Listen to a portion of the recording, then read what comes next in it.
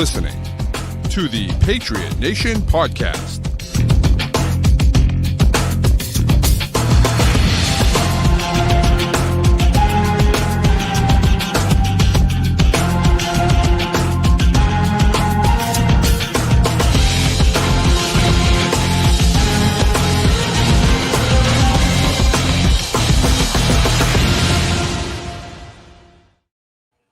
All right, welcome into another edition of the Patriot Nation Podcast, a proud member of the CLNS group of podcasts. Make sure you get on and subscribe to all of the shows on the Patriots Press Pass channel. But tonight, it's you guys here at Patriot Nation. It's your boy Pat Lane here with my guy Matt St. Jean. And Matt, Patriots on the board. They're on the board. Doesn't matter what it looked like. It looks like a win in the stat sheet. That's all that really matters. It just feels good to win one. Especially the way last week went, the way this game unfolded, that you're in Miami, just notch that in the win column and move on to next week. Yeah, Miami's been a house of horrors. Patriots haven't won there since 2019, the infamous Antonio Brown game, where that's like the picture, right? The picture of them on the bench with Brady, Edelman, Gordon, Antonio Brown. And you're like, oh, God, this team's going to be scary. And then Antonio Brown, I don't even know, goes insane. And then, they cut him. I think was already insane, but went more insane. Correct. Yes. That's correct. Yeah. So, unfortunate. But that's the last time they won, which is interesting down there. So, it's been real bad. I mean, even in 2018, they won the Super Bowl, and they lost that insane play down there at the end, the Miami Miracle. They lost there in 2017. They lost there in 2015, the last week of the season, with Steven Jackson running back. They lost there in 2014. Lost in the Super Bowl. In my opinion, lost them the Super Bowl in 2015. If they win that game, they get home field advantage. And I think if you're playing Denver in New England in 2015, you win that game, as opposed to playing in Denver and having to run, a silent count every single snap. Yeah. So in the last decade plus, they've won one game there, and that was 2016. Oh, sorry. So 2 games there, 2016 and 2019. Oh, 16 and 19. Yeah, okay. Yeah, and 16, that's the Michael Floyd game. Right. Yes. Yeah. Oof. Illegal hit now, but it wasn't then, but it is now. Very legal then. And yes. Also, it was the first time they beat Tua, right? The Patriots were 0-7 against Tua, which is just a weird stat because you just feel like Tua's not very good. So how do they keep? I don't know how that keeps happening. How they couldn't beat Tua. Well, it was this weird thing where they beat the Dolphins in 2020, but it was before Tua was starting. Right. So it's not against him. Count. And then 2021 in the opener, you outplay Miami, and I think it was Damian Harris fumbles away the ball in field goal range. You would have had the game-winning field goal, and you just lose it there. What are some of the other strange ones that have been in here? Week 8 in 2021 was weird.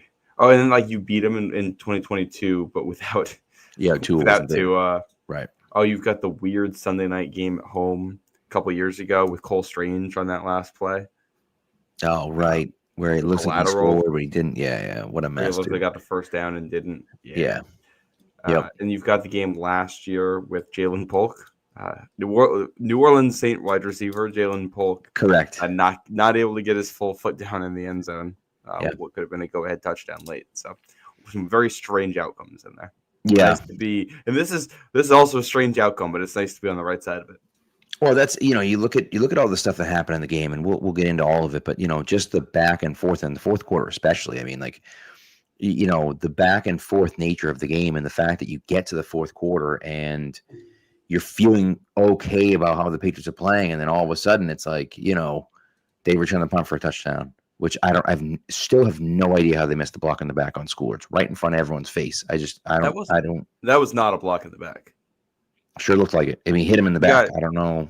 You are allowed to bump them in the back. You can't extend into the back. And he bumped into the back, and then Schooler dove for the tackle and just missed. Okay. I disagree, but that's okay. But nevertheless, you get the punt return for touchdown. Then the Patriots followed up on the ensuing kick with a kick return for touchdown. from Gibson, and then you're just like, oh my God, like, we're off to the races. And then you had the false start from Morgan Moses when the Patriots are in field goal range, going for it on 4th and 2, and now it's 4th and 7, and so they say, well, forget it, we're too far away to go for it, so let's kick the field goal from 53 yards, and Borregales, who had been terrible all day, hits it. So you just okay. Yeah. I kind of want to pick it up with that 4th down decision. This is a small thing, but I thought this was one of the more interesting kind of moments. Because let me go to what that situation actually is at the end. It's so after the false start. Mm-hmm. It's just unbelievable. You're getting a false start in this situation. Third time for Morgan Moses. Did he have? I thought he had 2 and Campbell had 1. He had 3 and Campbell had 1. Yeah, it was rough. 12 penalties on the day, not good. Yeah. But it's 4th and 7 at the Miami 35. You're up by 3, a minute 47 left, and they have a timeout. I don't really like. So actually, I believe the models on this had field goal as the last outcome here. It's basically one that they wouldn't even consider. They had the decision between going for it or punting. Really? It's interesting. One, I think the difference there is that if you miss the field goal there, Miami gets possession in really good range, only needing a field goal. And if you make it, there's some research on this has shown that having a 6-point lead sometimes is worse than having a 3-point lead, because teams will get conservative when it's a 3-point lead and just play for a field goal. But if they need a touchdown, they'll play for the touchdown and play for the win to beat you. So that you don't actually gain as much by going from 3 to 6. But if you punt and hit them at the 10, that's a very good position to be in. He makes the field goal. Would you have kicked it there, knowing how shaky Borregales was today? I actually said at the time it was a terrible decision. I thought it was an awful decision to kick the field goal. I understand why they did it. I get it, right? You're trying to go up by 6 points, and I don't care what the numbers say. I don't. I'm a math teacher. I don't care what the numbers say. Having a 6-point lead is better than having a 3-point lead. It's just it is what it is, right? In hockey, they're like, well, a 2-goal lead's worst lead to have in hockey. I'm sure it is. I'd still rather be up 2 goals than 1. I'm sorry. Yeah. That's how I feel about it. And so, yes, they might be more aggressive in trying to get down the field, but you also know that you don't have to worry about the field goal. You have to worry about the touchdown. And so that opens things up a little bit more for your defense. It allows you to play a little bit, I don't want to say more conservative, because you don't, but it forces them to try to go down and score a touchdown. Whereas, and I don't, it depends on how good Miami's kicker is. Riley Patterson isn't the best kicker in the world, but still, when you get to the 40, 45 yard line, you feel like, okay, we need a few yards and now we can tie the game, as opposed to, okay, you're at the 40, we're still 45 yards away from scoring a touchdown, right? That's a huge difference. And so to me, the 6-point lead was enough to go for it. Obviously with the way he had played, I didn't love trusting the kid, but I'm happy that he did. And he hit it, and good for him. And man, I felt like going into that, I was like, this kid's he's out, he's gone. He hits his last extra point, he makes 2 field goals. You kind of feel like, all right, he's here for another week. And then if you see the same thing next week, well, now he's gone, right? But I feel like Borregales lives to fight another day because of those few decisions. And again, that last decision too, he hits the 53-yard field goal and essentially ices the game. Obviously, the defense has to ice the game, but gets you to a situation where you feel like you're up by a touchdown and the defense does the rest, Yeah. Well, and that's mentioned it last week. If there's one plus here for Borregales so far, it's that mental toughness. Both games he's missed early, both games he's hit a big kick later on to help you, stay close, sort of to win a game or whatever. You love to see that. I would like to see him not need the mental toughness and just make the kicks. Yeah, I like that. But it is nice. The pressure doesn't seem to bother him. It almost just seems like he gets the yips early on. Yeah. So that I feel like you can work with. I agree with you. And I kind of felt that way when they were talking about, we talked about it on here when they were asking him about, the cold weather and the bad weather and things like that. And he just kind of was like, yeah, we'll see what happens when I get there. Like, I'm confident that I can do it. And you felt like that's the right attitude for the kid to have. And so if he approaches, kicking that way and he continues to do it, like, more power to him, I guess. But man, it was a rough start. That's for sure. It was a rough start. Yeah. By the way, I just looked back into it to make sure I have it right. So it was ESPN's model said punt, or actually they said go for it as the top option, or punt, almost identical on those two, and then field goal. And then there's the Ben Baldwin one had field goal as the top one, and then go for it, and then punt. All of these very close, all of these with a high chance the Patriots win the ball game anyway. So, I think we talk about it. These things get put under a microscope, but I think what matters so much more than the decision you make is your team's ability to execute it. Like that's the important part of coaching. Like coaching is preparing your players for situations so that when they're out there, they make the right plays. So, in this situation, they decide that field goal is the one they want to do and they hit it. And that's what matters.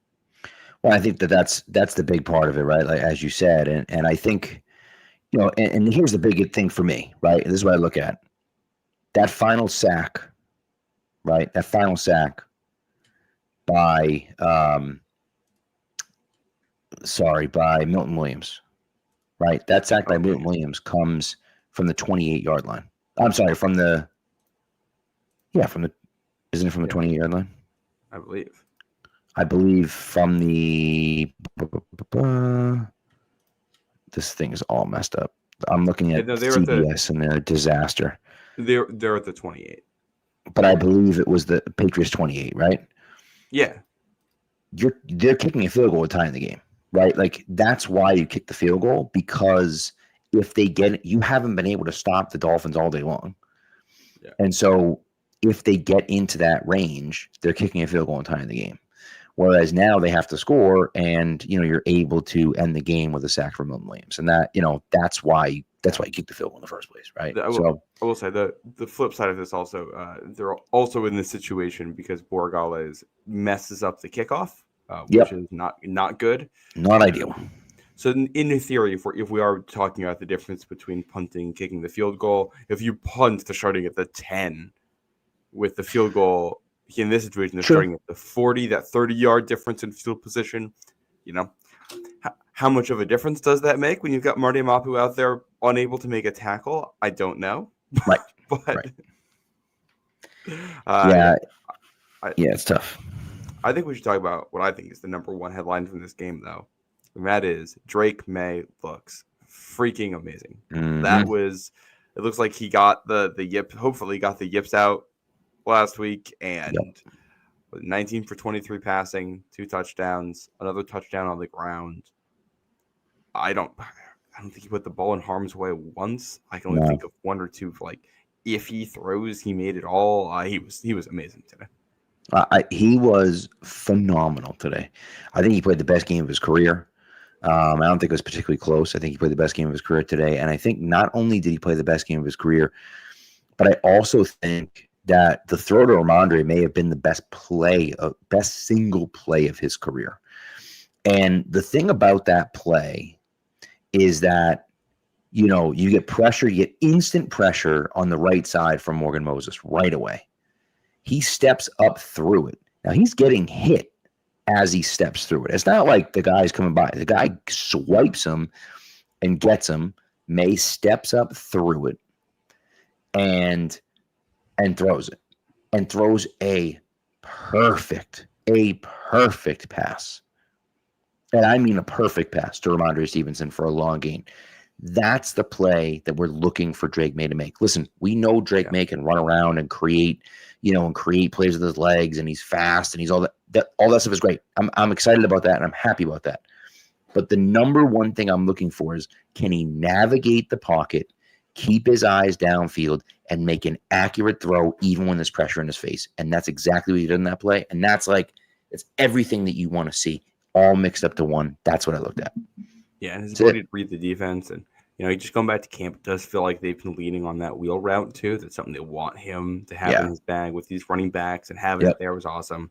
I also I want to back up a little bit too on this, because I love the explosive plays from Drake Maye, and you need that in that spot in this game on the road. But we talked about in our series over the summer is how situational football can also be how you start a game. Mm-hmm. First drive of this ball game, you sustain a drive, 10-play, 68-yard touchdown drive, takes 5.5 minutes off the clock. Yep. So first of all, they're able to run the ball. You run the ball the first 3 plays, and you're picking up a first down, which is amazing. Offensive line was in a groove today. I'm sure we're going to talk about the line here. Yeah. Then you get a fourth down, and it's like you get a check down to Rhamondre to turn a 3rd and 13 into a 4th and short. Immediately, we're going for it. Drake Maye dialed in to Diggs. Like that's why you brought him in. That's what that connection is for on those gotta have it plays. And then you got into like the play action stuff. And you get the pass to Hooper and then the pass to Mac Hollins, and you're in the end zone with ease. With the running game, the passing game working together, and your quarterback elevating you when you need to. And then the next time you're out there, an 11-play, 70-yard touchdown drive. So it's the same thing again, where it's not just Drake Maye being able to create explosive plays. It's him being able to get those 5 to 8 yard plays consistently without missing on the throws, which he didn't have last week. And then, we got to talk about it. That dot into the end zone to Kayshon Boutte on 3rd down. Great throw, even better catch. Amazing play from Boutte on that. If not for some of the insanity that happens later on, that's probably the play of the game. Yeah, and I can't believe that Jack Jones wasn't called for defensive pass interference all over him. We tackled the base. You couldn't get more all over him. Yeah, right. And so, but that's one of the things that we talked about, and I've talked about, is that in order for Drake Maye to be great, he has to consistently make the easy plays. Take what you're given. Just go out there, make the easy throws, pick up the easy plays, and we can move from there. If you can't do that consistently, you can't be a good quarterback in the NFL. Period. And he did that very, very well today. Now, that doesn't necessarily mean that he's going to do it consistently. It doesn't mean he's turned a page and all of a sudden he's going to be a new guy. But to me, that's exactly what you were looking for. And if we can see that development from him, if Josh McDaniels can get that out of him and he can get that out of himself, you're talking about a guy that's going to finish the year maybe as a top 10 quarterback. And, that's what the Patriots need to be competitive. Sure, we want to be competitive this year, but really it's about building towards the future. And, that's what you need from Drake Maye, and you got it today. And we talked about it on the show this week about how, that Colts offense, they did what they did to Miami in large part because they were able to sustain drives. It wasn't explosive plays. It was the fact that they were just able to make a lot of small plays consistently. And they had some 4th down conversions, I believe, early in that game as well. Yeah. And it was like, all right, we watched Drake Maye against the Raiders. And the question was, if this is what it takes against this Miami defense, can he do it? The guy that we saw last Sunday couldn't do it. The guy we saw this Sunday did and absolutely delivered. Yeah. And even in the next drive, their 3rd drive of this game, they have really 3 possessions in the first half. And it's 10-play touchdown drive, 11-play touchdown drive, 15-play field goal drive. Yeah. And it's just, you're taking the air out of the ball. You're killing the clock on the road, taking the crowd out of the game too. And this Miami defense is just not that good in this particular way, and you're able to take advantage of it. That's the thing Vrabel's been saying all offseason. It's just when the other team plays bad football, we have to be in position to take advantage of it. Right. Miami will be paper cutted to death over there, and we brought the razor and sliced away. Yeah, and again, that to me is what you need, right? We don't need obviously the explosive plays are good, and you want to hit some of those explosive plays, and they did that a little bit today. Mm-hmm. But it's the long, sustained drives. That's what is going to get you there. And so, it was good today. That doesn't mean it's going to be like that forever. Remember now, Miami allowed did not stop the Colts at all last week. So it's true, right? It is true that the Dolphins defense is bad. That's just the truth, right? However, the Patriots still need to be able to take advantage of that. And so, it's one of those things that I look at it and say, all right, here we are. Can we take advantage of a bad defense? Can we take advantage of a team that isn't very good? And they were able to do that today. And however they got the win, they got the win. I mean, you got to remember now, the Giants almost beat Dallas today. Jacksonville almost beat Cincinnati today, right? Like it's some of those plays where you're like, yeah, the Saints almost, now the Niners have, Mac Jones playing, but nevertheless, like Indy beat Denver today. And Denver was supposed to be this team that's like, going to the championship or whatever. You know what I mean? So playoffs last year. Right. So anything can happen, especially early in the season. And so to get a win in Miami, where you have a hard time playing against Tua, who you always think again, like that's, I'll take it. And then do we want to see more? Absolutely want to see more. But that's, I'm willing to wait because I feel like I'll take one game and then let's build off of it. Yeah. Well, and this is the other part. This is a Miami defense that's bad and like injured. I think the other area where that showed up, their defensive line isn't that good. And today they were, really banged up. Still have a couple good players. You got Bradley Chubb, you got Zach Sealer. But like those guys have not been playing the way you expect those names to play. No. But they punished that. Was 122 rushing yards today. Patriots were able to establish a ground game and win the line of scrimmage. I don't know what that means for this offensive line against other defensive lines, but in a game like this, you need to have that. You need to play bully ball today. And, I thought with the exception of penalties, which were an issue for like the whole line, the line was very good today. Yeah. The lowest pressure rate that Maye has had in a game yet in his career. Yep. Yeah. And you're able to run the ball like that. Thrilled with that performance. Absolutely. And that's, that's the next piece of it where Jared Wilson didn't allow pressure today. Will Campbell allowed one pressure today. Like that's the next piece of this puzzle is that you have to get good play out of your offensive line. Now, again, is Miami's defense good? No, it doesn't matter if they're not good. You still have to go out there and compete. They're still NFL players. You still have to go out there and be able to block. And so I think, I think Will Campbell now, this is 2 weeks in a row that he's played very well, I think, at left tackle. And I think that he's proving that, that's where he belongs to be. He's played, I think, extremely well. I think better this week than he did last week, but played pretty well last week as well. They were definitely getting push from the offensive line and the run game, which was something they struggled with last week. So, like, all of those things are good things. And again, Jared Wilson's a guy that struggled. He struggled last week, and he played extremely well today, I thought. And that's you just looking for growth, especially with these young guys, especially for guys, like Wilson, that's a raw guy. You're looking for improvement, and that's what you got today from all those guys. And I think that, that's really what you needed. And it's like, all right, now we're moving in the right direction. What's going to happen from here? We'll see. But that's what, that's what you wanted to see. Yep.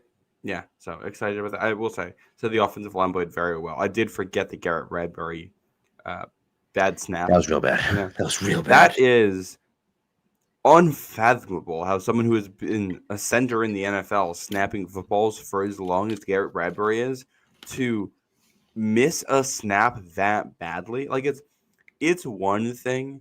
Like if you miss a snap, but it's like still within arm's reach for the quarterback, or like you go over his head or whatever, or it like kind of rolls to him. Like not good, but I get it. This wasn't close. It was like he was trying to snap it to a fullback. I don't really understand what happened there. Yeah, no, that's real bad. And it was in a bad position because this game had some real emotional ups and downs. And that play was that was a lead where you're trying to add another score, make the 2-score game midway through the fourth quarter, and that you lose turns 14 yards. Yeah, it turns a 2nd and 13 into a 3rd and 26. Yeah, when you could have turned that into if not a first down conversion, you can get that to a 3rd and manageable. Correct. And keep the ball and just of all the plays in this game that I think you could look at if this turns into a loss, I think that's one that would be pretty high up on my list for frustration. Yeah, I would agree. Also, I don't know if you know this, we're getting our reach is really improving. Michael Felger in the chat tonight. Felger and Maz, some of the realest guys to ever talk Patriots. There's just there's no explanation. There's no explanation other than the fact that this is Michael Felger, because I can't imagine how anyone could ever say that. And so, Michael Felger, welcome to the chat. Thanks for tuning in. Appreciate you. Hate what you've done to Boston media, but nevertheless, thanks for tuning in. Appreciate it. Oh my God. Anyways, so do you want to take a quick break and then we can talk about is there anything offensively? Oh, no, before we take a break. Offensively, TreVeyon Henderson. For the love of Christ, TreVeyon Henderson. What in the world is going on with TreVeyon Henderson? I thought he was supposed to be this great pass blocker. He was horrendous in pass blocking today. Had multiple holding penalties, gave up a sack. It couldn't get on the same page with guys. He was atrocious today. Didn't run the ball very well. Did have a nice wheel route catch. Had that. But that's if you can't pass block as a running back, you're not playing. And I think that's why you saw a lot. And Rhamondre was running the ball very well. But I think that's why you saw Rhamondre run the ball and be out there a lot more than maybe we'd expect, because maybe Henderson just can't do it yet. Yeah, maybe. I mean, Rhamondre had a good game, so I do think that's part of it. And I think they're trying to ease Henderson in. I think they want him to be a role player right now. Yep. To grow into more. Right. Yeah, multiple holding penalties as a pass blocker there is rough. And it wasn't just him. I mean, it was – I'll save the defensive side of this when we get there. But, you had an illegal shift penalty on Hunter Henry. You're a veteran. You have to know better than that. Right. You had, 3 false starts on Morgan Moses. You had, it was 3 holding penalties on TreVeyon Henderson. Just one of them was declined. Unbelievable. And a false start on Will Campbell in there too.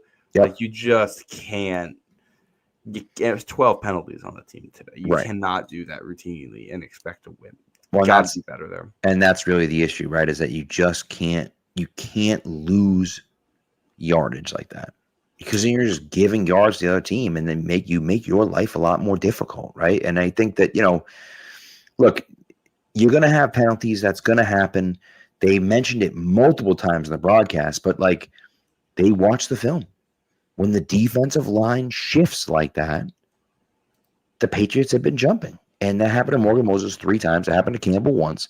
The snap count. The snap count. You should not be jumping. When it's going to be time. It's crazy. Especially Will Campbell, he's a rookie. I know there's going to be jitters there. Right. Morgan Moses, man, you've been in the league a long time. There's no excuse for this. So my only thought with Moses is that he was in a walking boot at the end of the day. And if he was really banged up and he was trying to get a jump on the play, I can see where he's coming from. But still, I just, that's the type of thing where it's if you're that hurt, just don't be out there. We'll put someone else out there, because that can't happen. Yeah. And that's it. Or even if he's playing through pain and just having trouble focusing. Right. But it's that you can't have that next week. You really can't have a game like this with this number of penalties ever again this season. This has to be as bad as it gets. It has to be. You can't do this again. I agree. As for Henderson specifically, I think he had some good moments and stuff today. He is a little bit smaller, and I do wonder if that's part of it. he's good. He was great in pass pro in college, but like he is bigger compared to the guys there. It's a bigger league in the NFL. So I wonder if there's just that for him. I have to go back to and see who he was trying to block on those holdings to see if it was, just someone he got matched up with. I do think they're still figuring out their pass protection schemes.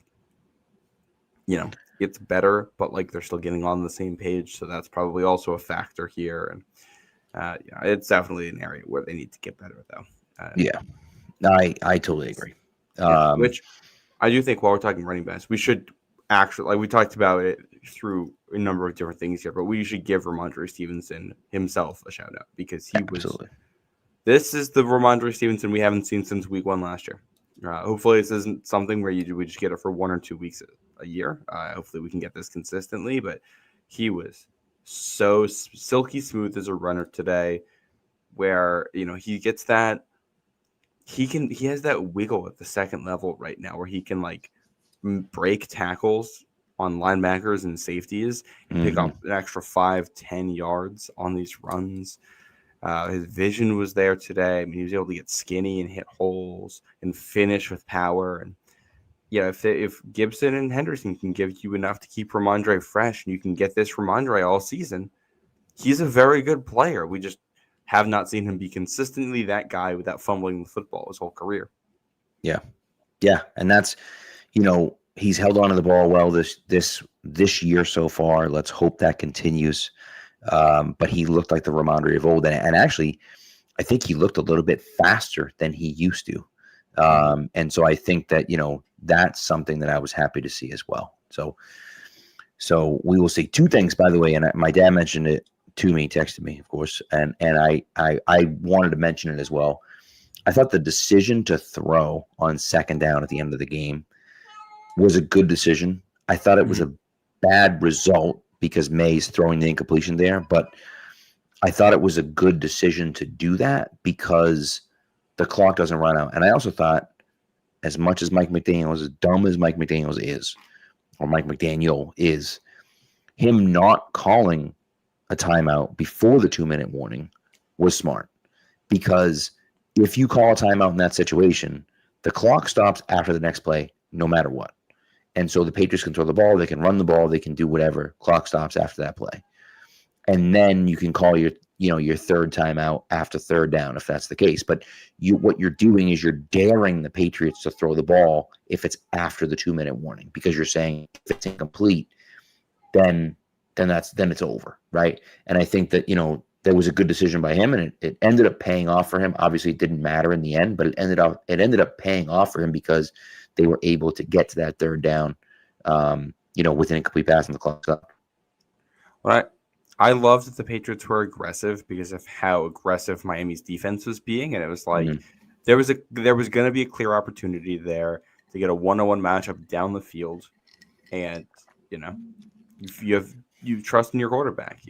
We're going to take our chances with a 1-on-1 matchup, and we think our quarterback can make the throw. And I have to go look at the film as to why that particular play didn't work out. I think Mac Hollins was it Hollins or was it Henry who was the target on that? Whoever it was did not Hollins. get. Hollins was the target on that. Yeah, he did not get a lot of separation. No. So I do wonder in that situation, what's tough there is typically what I would say is if he doesn't have separation, if no one has it, if you're mad, I'd say just take a sack.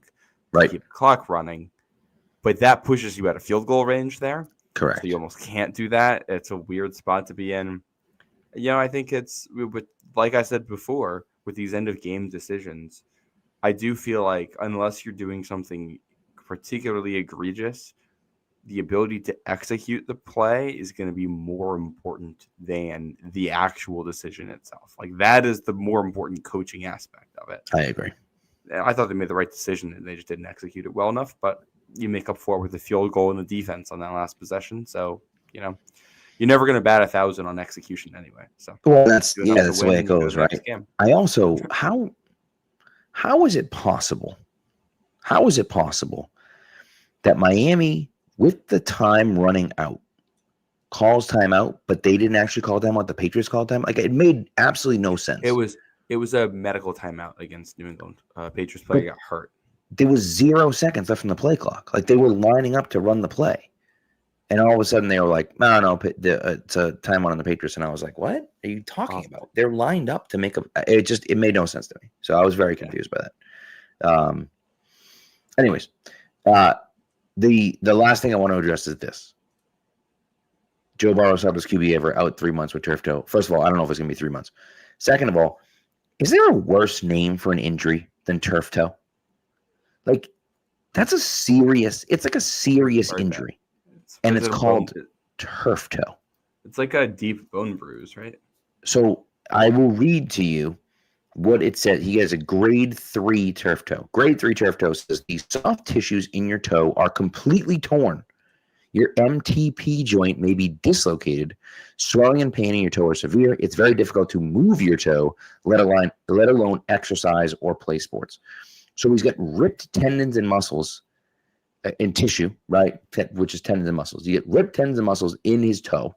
So he really can't move his toe. Kind of need the toe to throw the ball. Just kind of. A little bit to throw the ball. It's kind of important. And so it's like, yeah. But you hear turf toe and you're like, turf toe? It can't be that serious. It sounds like, what do you call it? Like, it sounds like rug burn or something. Correct. On your foot. And it's not at all. Yes. TJ says that Brett Favre would have played through that. We won't talk about why Brett Favre would have played through that, but if you know who Brett Favre is, you know why he would have played through that. And I'm sorry, I don't want Joe Burrow to be addicted to pain pills. I just don't. That's just the way I feel about it. So, yeah. I'm just going through right now, trying to figure out if there's any other offensive notes to make on this one. I mean, it's scored 33 points. Yeah. Some of that special teams, but still 26 points on offense where, what do you call it? You're missing field goals in there or missing extra points in there. Yeah. Great offensive day. So have to be happy with that. I love that when they got the touchdown late and they did the 2-point conversion, they were able to get that. And it was just run it up the middle and they got push and like dominated. And you had Jared Wilson and Garrett Bradbury like really getting into it after that, celebrating that they got the push they did, which I love that attitude. You got to play like that as a line. Yeah, 100%. So, yeah. So we'll see. All right, let's take a quick break and then we'll go from there. This ad, of course, for PrizePicks. PrizePicks is the best place to turn your sports knowledge into real money with daily fantasy sports. And look, it's football season. I'm terrible at football. You all know that. We won't talk about my lineup this week because I had Derrick Henry, who, I don't know, had 20 yards rushing. I don't really know what happened to that. But, of course, the Ravens still won handily. I had Kayshon Boutte for more than however many yards. It didn't matter because he only had 16. Beautiful catch, but only 16 yards receiving. Didn't really help me out. Okay? But nevertheless, what you can do, get in on the action. All you have to do is pick more or less on 2 to 6 player stat projections. If you get your picks right, you can cash in. I mean, come on now. They also have the flex play, which means flex Fridays. If you opt into your flex, your play is protected. And if your lineup loses, you get that back in lineup money, which, I mean, come on. Also, my favorite feature is that you can combine sports. You can throw in a baseball guy. You can throw in a football guy. You can even throw in a women's basketball girl if you'd like to do that. Esports is always going on. You can throw in an esports person if you want. I mean, what's better than that? And you got to line up with all sorts of random things in there, which is fun. So what you're going to do, download the app PrizePicks, put in the promo code CLNS, and you're going to get $50 in lineups after you play your first $5 lineup. You don't have to win. You just have to play. So again, download the app PrizePicks, put in the promo code CLNS to get $50 in lineups after you play your first $5 lineup. It's good to be right. All right. Defense. Yikes. Shaky. Starting with the captain of the defense, Robert Spillane, has been he's been dreadful. He's been dreadful. He can't tackle anyone. At some point, he's going to make a tackle. It's going to happen at some point. I don't know when it's going to happen, but it is going to happen at some point. He's going to make a tackle. We're all going to celebrate. It's going to be great. Be dancing in the streets. But at some point, like, he's got to do better than what he's been. He's been awful. Yeah, I mean, I think he's been an improvement on what they had last year. But like, I mean, the linebacker play was bad. I think the linebacker play was really bad last year. Yeah, that's fair. Yeah, it's never good when, like, I'm looking right now, the top 6 players in tackles on this team, 5 of them are in your secondary. Right. That's never a good thing. Not a good sign. Christian Ellis and then 3 safeties and 2 corners. Like, that means guys are getting to the second and third level against you. Yeah. Splain's got to play better. The flip side of this is that when Marty Mapu played today, his only impact on the stat sheet was the pick. He did have a really bad missed tackle on what could have been a game-losing play, but, like, glad to see him out there because I think you're going to need a rotation of some kind. Yeah, you got a shout out from Vrabel at the end. And it was a really bad throw. It was a really bad throw by Tua, but nevertheless, he was there. And, I just think that from a Patriots perspective, the middle of the field was wide open all day long. That's just not, you can't have that happen. Like, Miami wants to attack the middle of the field. Jason McCourty said it all game. The Patriots were trying to take the middle of the field, and the middle of the field was literally wide open all day long. The touchdown pass to Achane, there's not a soul in the middle of the field. I don't know how that happens. He's walking into the end zone. And he broke a tackle at the goal line, but, like, what are we talking about? Like, that's something that cannot happen. And from a Patriots perspective, you need better than what they got from your secondary, and hopefully they'll have that moving forward.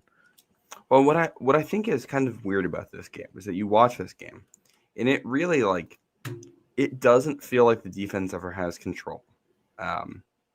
Miami has, like, really high success rates all around. Is able to move the ball with 350 something yards, like, all these bad stats. But then you also look at it, and their offense only scores 20 points. Your defense has 5 sacks and a turnover without Christian Gonzalez. And this is against an offense that, like, obviously they didn't look great last week, but this Mike McDaniel, Tua, Tyreek, Jalen Waddle offense, like, has been one of the better units when everyone's healthy and out there over the last couple of years in the NFL. So I have my concerns with this defense. I also want to give it a couple weeks and see how Miami matches up against other teams and how our defense matches up against other teams before I react too strongly. Because there's a chance that this is, like, maybe Miami's offense does bounce back and play well this year and they're a top half of the league unit. And we look back and it's like, oh, well, they went down to Miami without Christian Gonzalez and only allowed 20 points on defense to a unit that ended up being pretty good. Like, maybe that's how we're looking at it. It's also a chance where it's like, this is as good as it gets for Miami this year, and there's real concerns about our defense.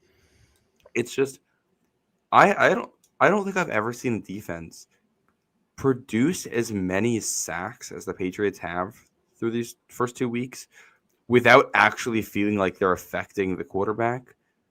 And I think part of that's because Tua gets the ball out so damn fast that you can't, like, pressure him. But it does feel like they live in this weird world right now where if they get pressure, it turns into a sack. And if they don't, it turns into a big play against them, and there's nothing in the middle. And I think part of that's just the lack of playmakers on the back end right now. Jalen Hawkins had a pick get wiped out today, so he has shown a little bit there. But, like, I wouldn't call Craig Woodson a playmaker. I like Carlton Davis. He made a play last week. But, like, Christian Gonzalez is the guy you're relying on to be your playmaker in the secondary, and he's not out there. I think today showed that they desperately need him back against speedy offenses. Yeah, and I think Woodson's fine. He's a decent player. He's a probably an average starter, which is fine. There's nothing wrong with that, but it's just not. He's not one of those guys he's not Brian Branch. He's not going to go out there and be making plays left and right. And I think that's unfortunately what you have from him. And look, I think as a rookie, 3rd round pick or 4th round pick, right? I don't hate it necessarily. I just don't, he's not. It's not like, oh, he's our savior at safety. It's not. I think Jalen Hawkins has played pretty well. His grades last week were terrible because he got beat for 2 touchdowns. But like one of those is in a situation he should have never been in. Like he shouldn't lose points for not being able to cover the fastest guy on the field in man-to-man coverage. It's just Oh, and that's they're right now they're using role players at safety basically, and it's like right. What they're asking Jalen Hawkins to do is what you could ask Devin McCourty to do back in the day, right?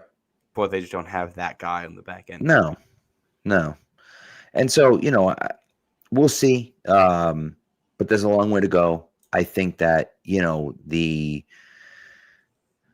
secondary has. I mean, I don't want to say they have improved, but they have a long way to go. But I do think you talk about slotting guys down. Alex Austin had a rough day today, but again, he's not a starting corner. I think he's a decent depth corner. He's not a true starting corner in the NFL. I think he's an NFL player. I just don't think he's he's a starting caliber player. And so when you start to look at it and say, okay, when Gonzo comes in, now Carlton Davis, who I thought played well again today, but Carlton Davis goes from the number 1 receiver to the number 2 receiver. And you say, okay, that bumps Alex Austin out and he becomes a depth guy. And Marcus Jones, who I think has done a pretty good job in the slot, stays in the slot. And I think that, for me, that makes your defense significantly better, right? You're taking out Alex Austin, replacing him with basically a guy that's, could be an all-pro when he's healthy. An all-pro, right? And that makes a huge difference to your defense, right? And so, it's not the one thing. It's not going to cure everything, but you're going to go a long way to improving this defense with just that. Well, I think Austin might be the starter in this league. I think he's a good player. I just think what Miami's offense does and their types of receivers, this is a bad matchup for him. Right. And I think you saw that. And one of the other plays, it's like you just can't have it. The long third down you give up. The Patriots defense did very well on third down today. Yeah. Third and 13, coming out of the half, and Tua heaves one up there that's not a particularly good throw. You got 2 defenders back there, and neither one is able to track it and make a play on it. Yeah. And between Woodson and Austin, that can't be a catch. You'd love for it to be a pick, and instead, it turned into a catch for you. I think that is tough. That was one of the real turning points. That's when the game started to feel like it might get out of control for New England. And obviously the defense does enough later on to bounce back. But the secondary is a little concerning. I do think Marcus Jones, generally speaking, has played well. I think he's been a better scheme. Honestly, the fact that they bring so many blitzes, I think, makes Marcus Jones a good scheme fit because he's so darn quick. Yeah. So that's good. He had a nice tackle today. Here's one where someone got hit. My first thought was is that I'm forgetting the name. The guy they brought in, claimed off waivers, who's the special teams corner. What the heck's his name? Oh, and they have another guy in that role too. I forget. 22, whatever his name is. Yeah, and I was was that him out there? I saw a hard hit tackle. It was third down, and I was they put the special teamer out there just for better tackling and the dime defense. And then it's actually the smallest defensive back on the field who just put a lick on someone. Yeah. Marcus brings the wood, man. He brings the wood. He doesn't always last the season, and part of the reason is because he plays like that. But he brings the wood when he plays, and and that's Woods. Thank you, DK. Yeah. Woods is the guy you were talking about. Woods. Yeah. But I think I was concerned about the lack of pass rush wins from the front four. But then again, you look at the end of the game, and you're like, well, they had 5 sacks. Now, one of those 5 sacks was, Tua running out of bounds a yard short of the first down of the line of scrimmage, and so therefore it's a sack by Robert Spillane. Not really a sack, but you get the idea, right? So even still, 4 sacks is still pretty good, right? And so, at the end of the game, you felt like you moved Tua around a little bit, and that last, interception, he's obviously he's not in a great position, and he makes, can't really make a play and throws a terrible pass to Mapu that he picks off, but. for the vast majority of the game, he's sitting there just able to make a play. And you're just like, man, like, can we get some pressure on him? And they weren't able to do it for the most of the game, but it is what it is. Yeah. I do think, Zach Kerr, calling plays on defense for the first time too. I thought you probably felt that. I thought there were some points where Mike McDaniel just kind of had his number and he knew what was coming, was able to call some good plays out of it. So that's where I'm like, all right, I'm just not going to overreact to the defensive performance today because there's indicators here of things that could be good in 2 weeks when you fix things. There's indicators of things that could be really bad in 2 weeks, and I'm just not going to react too strongly until we get some of that information. I will say, one thing I will react strongly to, Milton Williams is a dude. He's so good. We talked about last week how it's like I mentioned last week how there's that third down play late where it's Spillane and Carlton Davis, and they both kind of get beat on that third down throw by Geno Smith. And it's like I mentioned how it can be hard to get playmakers in free agency, even if you're getting better. Right. Milton Williams, playmaker. Yeah. And did he go through like 3 Dolphins on that sack? Like they had a lot of guys devoted to his side there, and it didn't matter. He just got to Tua and took him down. Yeah, he's unblockable. When he's feeling it, he's unblockable. And he's been in the backfield consistently the first 2 games. He had a sack last week, I believe, and then had the huge one today to end the game. And that's why you paid all that money. That's why he did it. And he's proving that he's worth it. I think that, Landry's played really well too. He had a sack. He had another sack again today. Yeah. He had a hard time one-on-one today. But he did play well against the run. I think they've done a pretty nice job stopping the run for the most part in these first 2 games. And he's been a big part of that. And, and so, has it been perfect? No. But Milton Williams is nasty. And the fact that we have him doing what he's doing is a great thing. And he's worth every single penny of that $104 million. And, and I'm happy that they went above and beyond to do it. So, look, that's why you do it. That's why you go out there and spend that money on a guy like that, and you put him next to Barmore, and Barmore had a pretty good game again today. And, he didn't have a sack, but he got in the backfield a few times, had to run stuff, had some different plays where he played well. And you feel like if you put those guys next to each other consistently, you feel good about what your defensive line could do. I thought that, the 2 edge guys, first of all, you got to be able to line up. For the love of God, Jason. Yeah. Like, you got to be able to line up and not line up off sides. That can't be real life, man. Like, what are we doing? And one of his offside took away a pick on the first possession. Like, you can't have it. And that's tough right now. Like that second edge spot, I think, is a real weakness right now. Yes. Jason's fine as an extra rusher in blitzes. He actually had a good moment against run defense today, but he's, I think, just a guy out there. Keon White is just a guy out there right now. Anthony Jennings, like, we know what he is, and he's just not, like, he's not going to be your pass rusher. Right. I think Elijah Ponder, did he also have a penalty today? But they said Ponder lined up offsides. I thought it was Chasen, but they said he lined up offsides. I don't think he was in there in a pass rushing situation. Yeah, but Elijah Ponder is not great either. Like, I don't expect him to be your solution edge rusher. And the guy you drafted hoping he could be is Braden Swinson, who's not playing. He's in your practice squad right now. So, they clearly don't think that much of him, that highly of him right now. So, that is a real need for this team. And hopefully you can mask that with your blitz packages. But I think, the long term, if you want to mask it, you have to be better in coverage on the back end, and they're just not there yet. Right. And that's like they never, not never, but a lot of Bills' tenure, they didn't have elite edge rushers. They had good edge rushers and really good play calling, really good packages, great coverage on the back end. And it's like, all right, well, it makes your edge rusher's life a lot easier when you're going to have the full 3 seconds every time to try to get to the quarterback. He's not getting the ball out in the second and a half. Exactly. Yeah.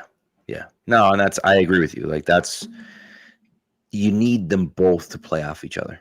And, if you can get that edge rush, if you can get that rush with 4, it helps your secondary. And if the secondary can cover well, that's the Robert Spillane sack, which it wasn't really a sack, but the Robert Spillane sack was a coverage sack. It's just he didn't know where to throw it, and so he ran out, and that's where it was, So, the end of this game really was like a masterclass in like bad football at some spots, from like the consecutive special teams touchdowns allowed, penalties, kickoff short of the landing zone, Achane scoring, breaking tackles but stepping out of bounds, to it's 3rd and 13 with the game on the line and you are just running out of bounds for no gain. Like, give someone a chance to make a play. Yeah, it's crazy. It was just like, this is an entertaining game.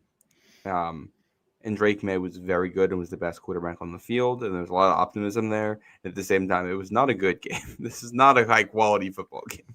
Correct. By the way, speaking of high-quality football games, this Atlanta-Minnesota game is brutal. But John Parker Romo, 5 for 5 with a long of 54 yards. He's got all 15 of Atlanta's points tonight.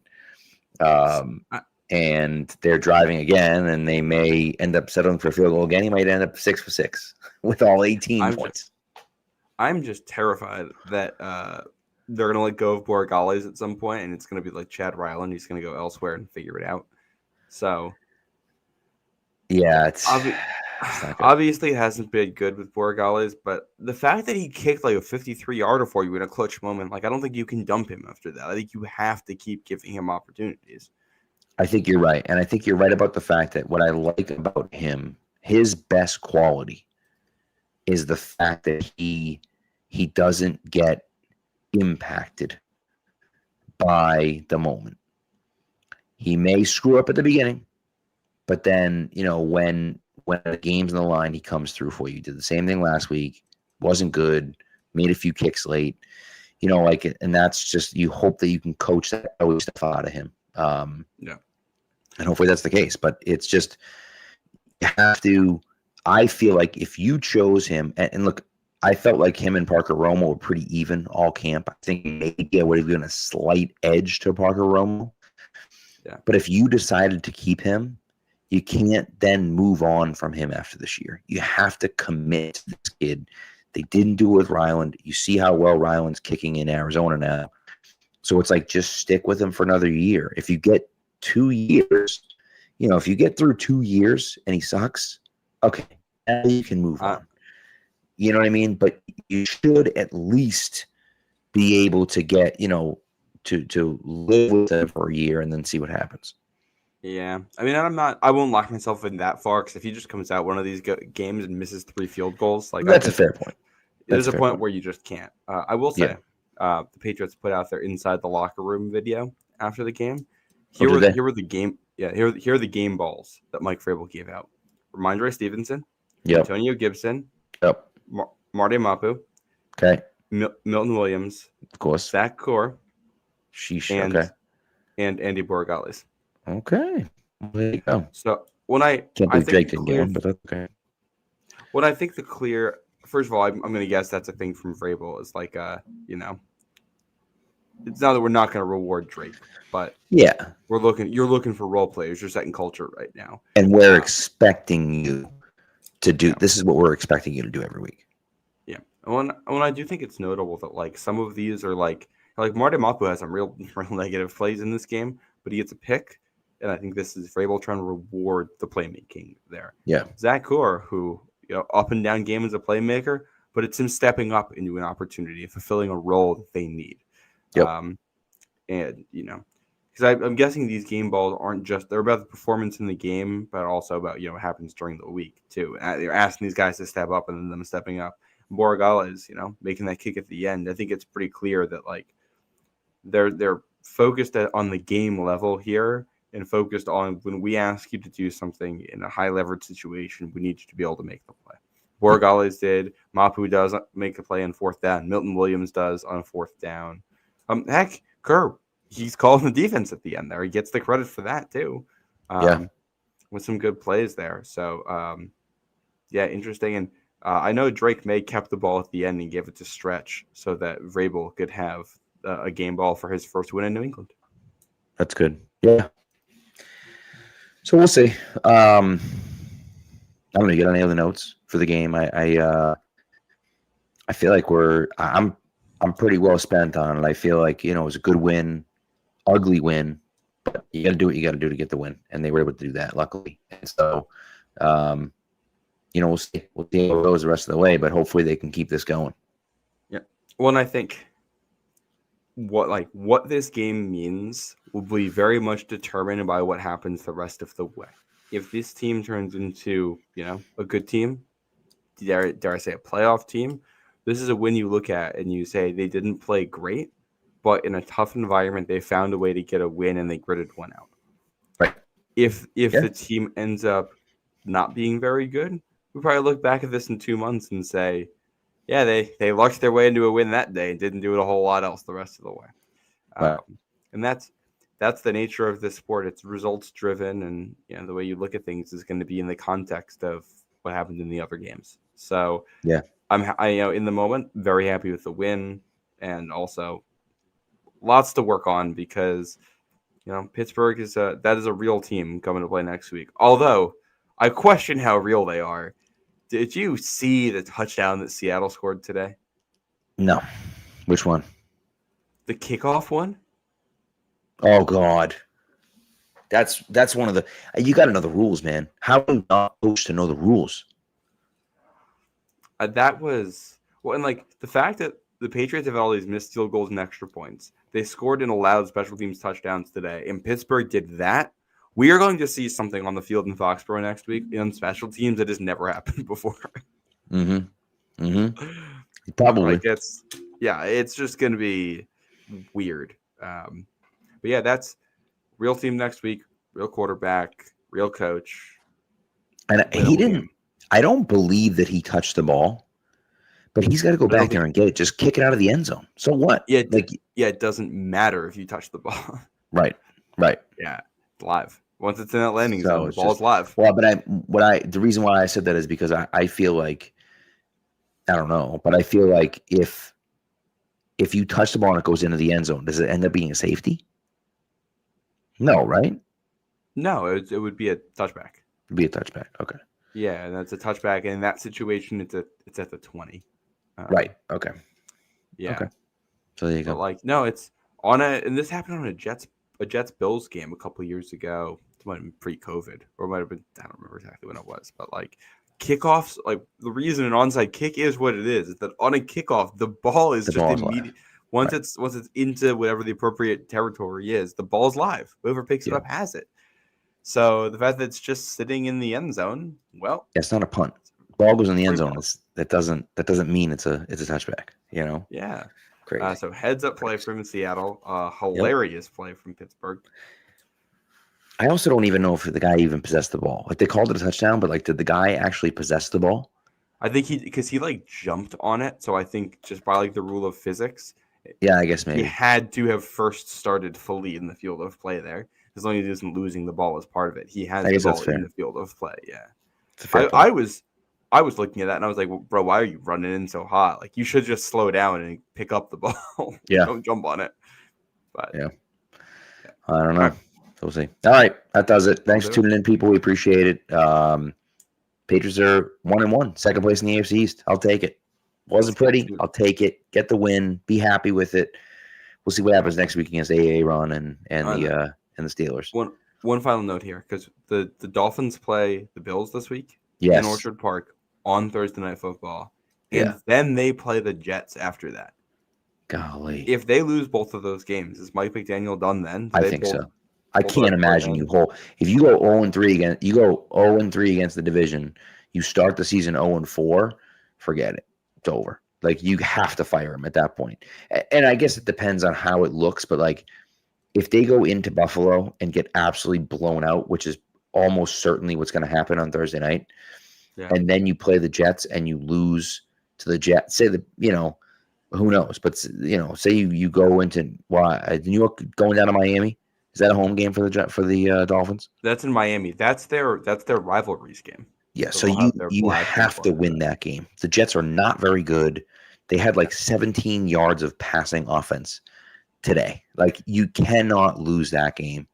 And so if you lose these two games, I think you have to let McDaniel go and just move on, because it's pretty obvious that he's just not the guy anymore. Well, I think he can be a good coach in this league. I think he probably needs to go be an offensive coordinator somewhere and learn some lessons from this. And I also don't think he has been done any favors by the GM in Miami. No. And I feel like they had an issue there of just like, first of all, quarterback is not that good and gets hurt a lot. I think that hurt McDaniel a lot during the peak years here. And then you add in like Mike McDaniel took an offensive line that was like really, really bad and made them play okay. And because he made them play okay, they never drafted offensive linemen. Right. So then it just sucked. And anytime they play a good team, the line is just awful. Yeah. And it was just like, was it the Peter principle? Like he made them good enough that expectations got too high that now he's going to get fired. I feel like it's kind of what happened here. Yeah. When you draft, Savanaia in the second round, but it's too late. You've passed that point already. They drafted Kenneth Grant too, a defensive tackle. But yeah, just too little, too late. And I also think like Tyreek wants out, and like Mike McDaniel has not done a good job managing the vibes in that room lately. Yeah, which I can't tell if that's a him thing or if that's like we do look at some of those Pittsburgh teams, and it's like, oh my God, how did Mike Tomlin keep this together? And maybe we'll look back on this, and it's like it was just a miracle that McDaniel kept this thing together at all. But it is not together anymore.